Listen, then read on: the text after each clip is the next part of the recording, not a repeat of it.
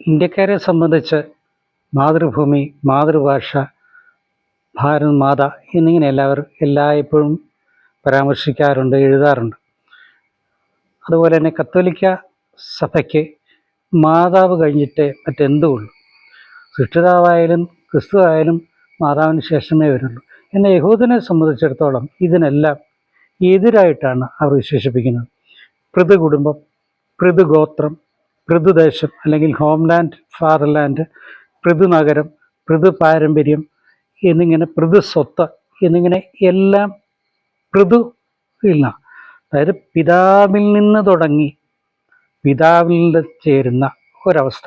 ഇവിടെ മാതാവിന് വലിയ പ്രാധാന്യമില്ലെങ്കിലും, വിശേഷണത്തിൽ പ്രാധാന്യമില്ലെങ്കിലും അവൻ മാതാവില്ലെന്നല്ല പറയുന്നത്. പക്ഷേ അവരുടെ എല്ലാറ്റിലും യോഹന്നാന്റെ വിശേഷം 4:44, എബ്രായ ലേഖനം 11:14 വാക്യങ്ങളിൽ തുടങ്ങി പല വാക്യങ്ങളും പരിശോധിച്ചാലും ഈ പരാമർശങ്ങൾ നമ്മൾ നിരന്തരം കാണാം. എല്ലാറ്റിനും അവർക്ക് പൃഥുകുടുംബം, ഈ പൃഥു ഫാദർലാൻഡ്, ഫാദർ പിതാവ് തുടങ്ങുന്നതാണ് അവരുടെ വിശേഷങ്ങൾ. അല്ലാതെ ഇതെല്ലാം കഴിഞ്ഞിട്ടേ മറ്റെന്തും ഉള്ളൂ.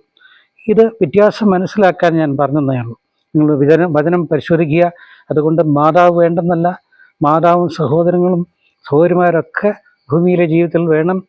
അപ്പോൾ തന്നെയാണ് ഇതാ നിൻ്റെ മാതാവും സഹോദരങ്ങളെന്ന് പറഞ്ഞപ്പോൾ എൻ്റെ മാതാവാർ സഹോദരങ്ങൾ ആർ എന്ന് കർത്താവ് തിരിച്ച് ചോദിക്കാൻ കാരണം മാതാവിനുള്ള ബഹുമാനക്കുറവല്ല, താൻ യഹൂദനായി ജനിച്ച യേശുക്രിസ്തു എന്ന ദൈവത്തിൻ്റെ പുത്രൻ തൻ്റെ സഹോദരന്മാരും മാതാപിതാക്കളും ആരാണെന്ന് തെളിയിക്കാൻ പറഞ്ഞതാണ്. ആകയാൽ വചനപ്രകാരം ഓർക്കുക, യഹൂദന് പൃഥുദേശം, പൃഥുകുടുംബം, പൃഥുസ്വത്ത് തുടങ്ങിയുള്ളതുപോലെ നമുക്കും ഒരു പൃഥുദേശമുണ്ട്. നാം വിശ്വസിച്ച് കാത്തിരിക്കുന്ന കർത്താവിൻ്റെ വരവിന് ശേഷമുള്ള പൃഥുദേശത്തേക്ക് നാം കാത്തിരിക്കുകയാണ്.